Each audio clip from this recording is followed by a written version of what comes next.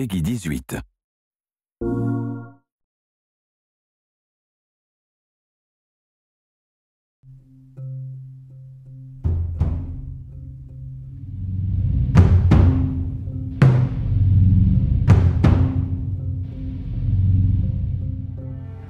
We really want to make sure that there's that contrast between the negative space and then the high tension spikes. You need the exploration, you need the scavenging, you need something to say like, okay, I'm setting a certain tone and a patina here so that then we can contrast that with some stark changes. We need the intensity to strike a different chord.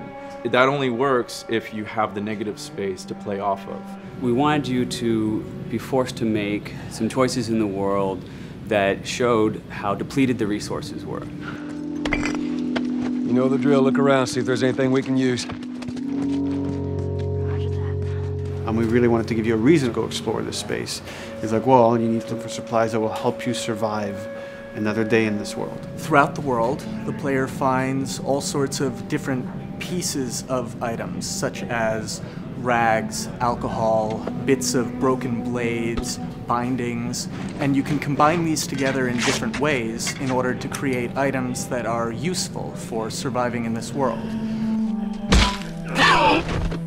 Some items in the recipes require the same combinations of things or the same types of resources. So you have to make this choice, do I want to go offensive with it? Do I want to go defensive with it? I can find a bottle of alcohol and some rags and I can create a Molotov cocktail from it. That's going to help me take out a couple guys if I use it appropriately.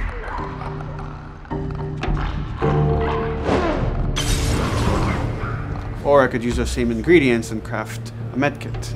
And that lets me kind of choose, do I want to play it more defensively and kind of have items that help me heal myself, or much more aggressively, I want to have items that help me kill and destroy in order to then progress and get out of this area.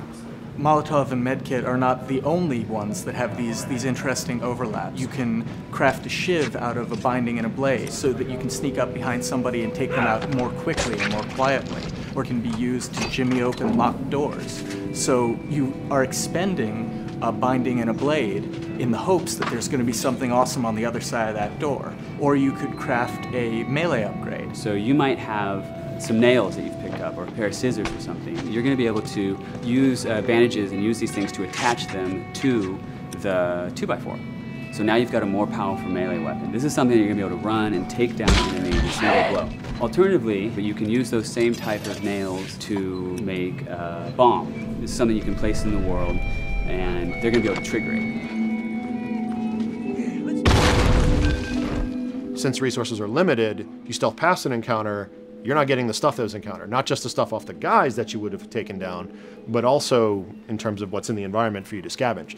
So you have to balance that risk versus reward, but it's definitely all a part of the choice. And sometimes the world doesn't give you a choice. Sometimes the battle breaks out in a way you didn't expect and you have to make decisions, like in the moment. So that's another reason why we did the whole crafting system live. We didn't want the player to have to scroll through a long list of different items. We wanted it to be the absolute minimum amount of button presses. The thing that I hate about any game's UI is when it pulls you out of the game for too long. So that was a challenge to reduce it all to like that half of a screen, and you want to see Joel, you want to see like what's going on around him and be aware of what's happening so you don't have an infected run up on you and start beating on you when you're crafting shivs and stuff. So we needed to make it streamlined and fast enough that you felt like you could take just that moment and be able to craft that thing that's going to mean your survival in the next 30 seconds or your failure to survive.